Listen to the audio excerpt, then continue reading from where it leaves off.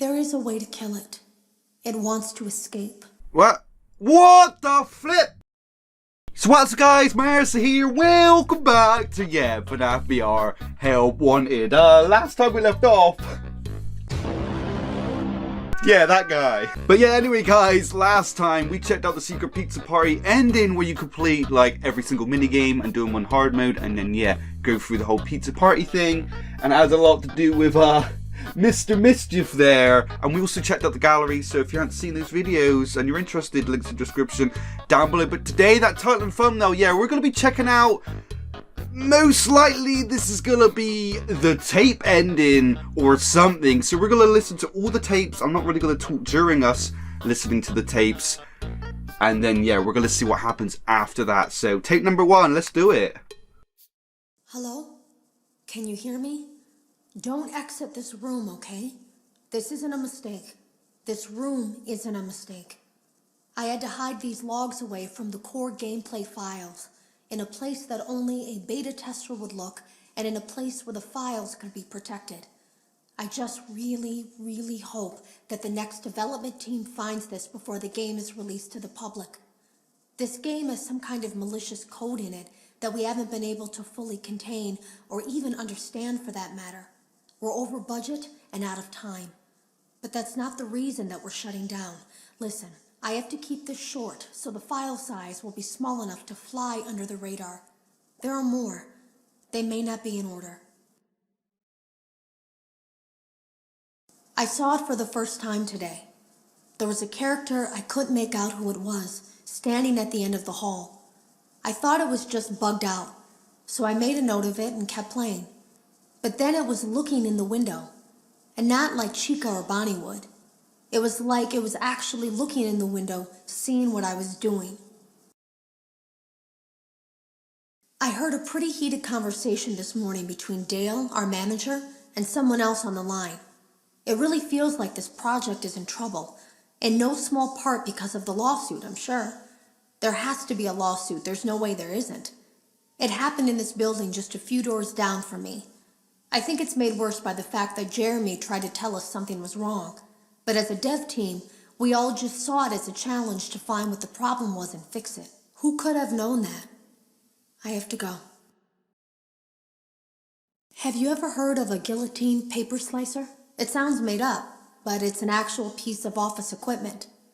I didn't even know we had one in the supply room. I guess they're more common at businesses that do a lot of graphic design work.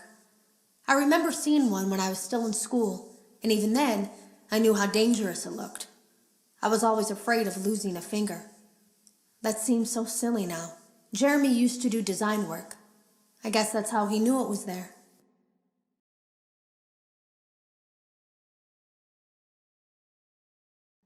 The drawers have been emptied out.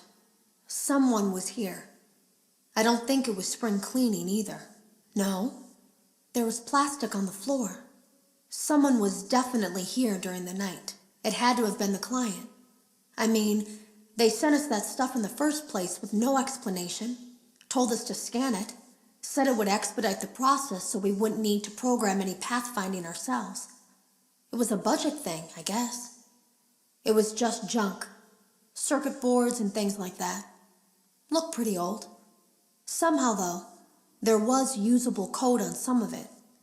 It seemed to take hold by itself. Things started changing. But then, he started appearing. At least that's what Jeremy said.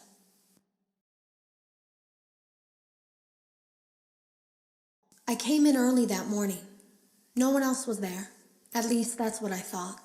The supply room was lit. I didn't even notice Jeremy standing in the testing room as I walked past. The supply room was so bright, glowing from all the way down the hall. Jeremy complained of nightmares when he came in this morning. He wasn't talking about it like someone telling a friend about his dreams, though. He was pale, looked like he hadn't eaten in days. He spent an hour talking in Dale's office, but it didn't look like he was given much sympathy. When he came out, he went directly back to the testing room. He doesn't even jump anymore, nothing scares him. He just stands there like he's talking to someone. Sometimes he rocks from side to side, We were told to leave him alone. I knew I was in line to do the testing next.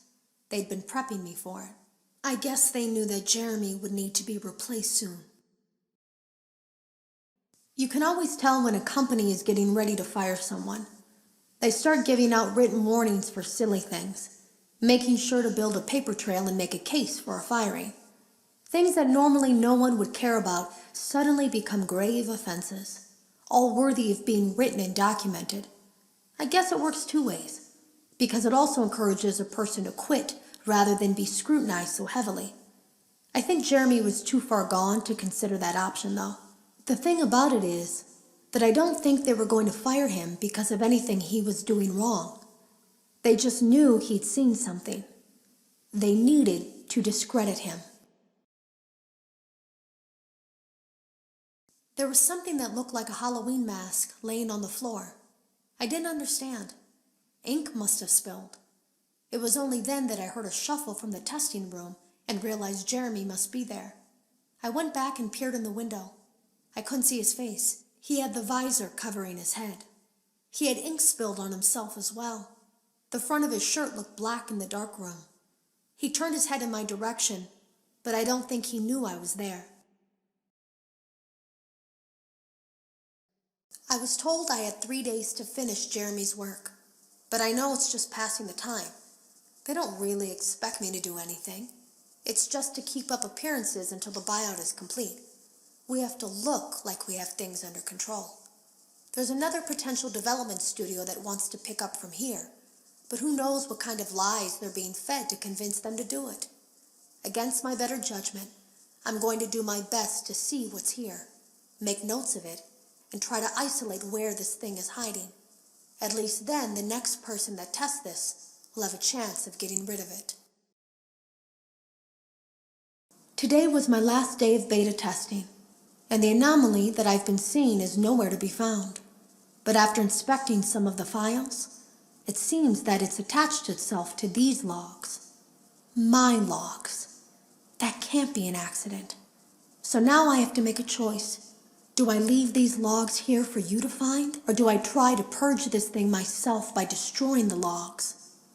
I've chosen the latter.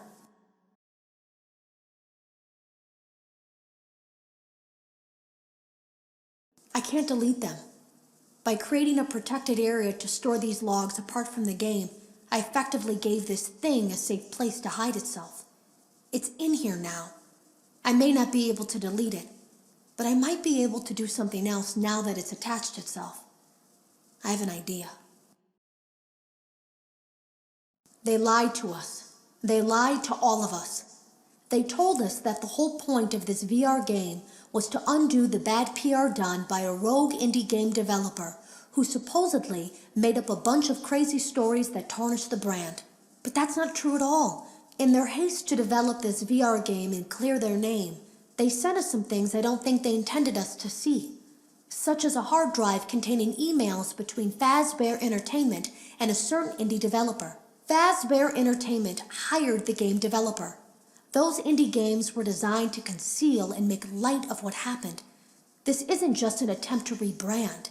It's an elaborate cover-up, a campaign to discredit everything. I ran a fragmentation program on the area of memory that was storing these logs for you. I effectively broke the files into pieces and broke the anomaly along with it. That means that you won't have my warnings to guide you, but hopefully it also means that this anomaly, this virus, or whatever it is, will remain broken and unable to do more damage. Hello. You don't know me.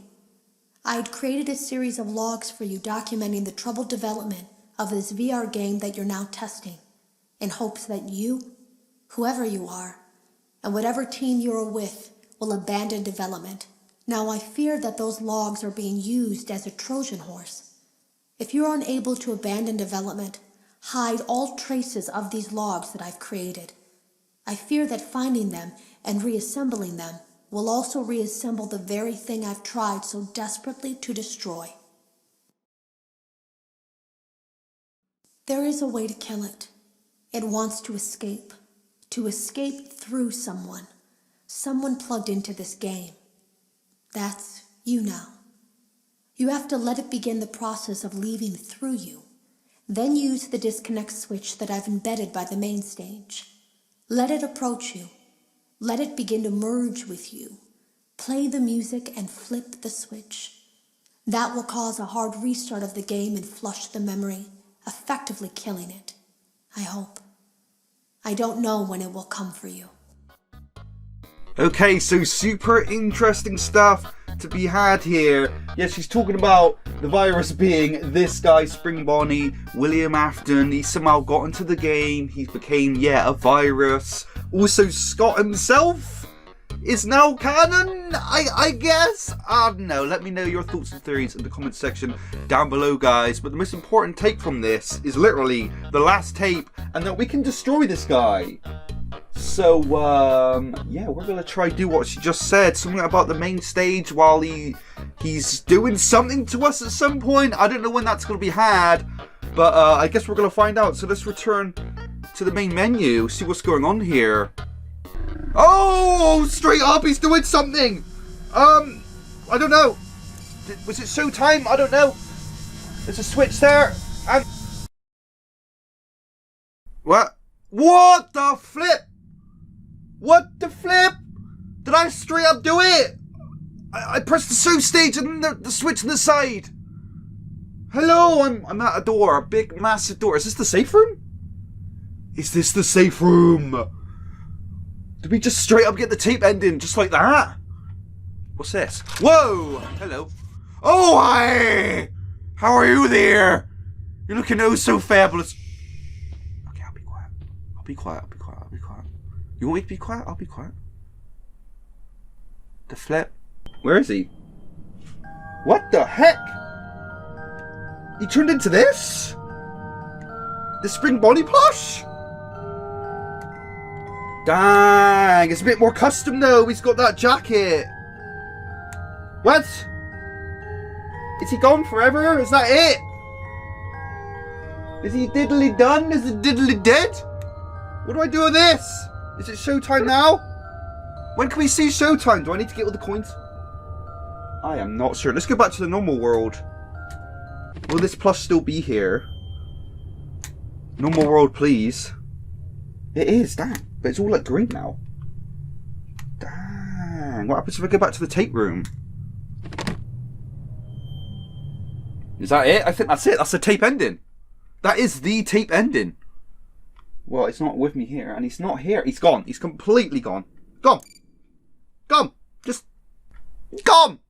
I think that's it, guys. I really don't know anything else to be had other than, getting all the coins. So I'm going to do that probably off screen, and then if anything important happens, we'll do a video covering that. For now, what do you guys think of this ending? Do you think this actually is a little bit more to do with this plush here, or is that the end of the virus, of Spring Bonnie, of William Afton? Let me know in the comment section down below. Still interesting stuff, the way he was trying to possess me like that. Dang. And that ending there of that presumably safe room, that was something, man. This game still will scar. Incredible stuff. Absolutely incredible. And I'm sure, there's still more incredible stuff to find. I don't think it's over. I just got a feeling. I don't think this is it. I don't. I think there's something just a little bit more here. So I'm going to try and find out, and then if anything important happens, we'll do a video. Anyway, guys, gotta get out of here. As always, this game, those pants, they need a changing.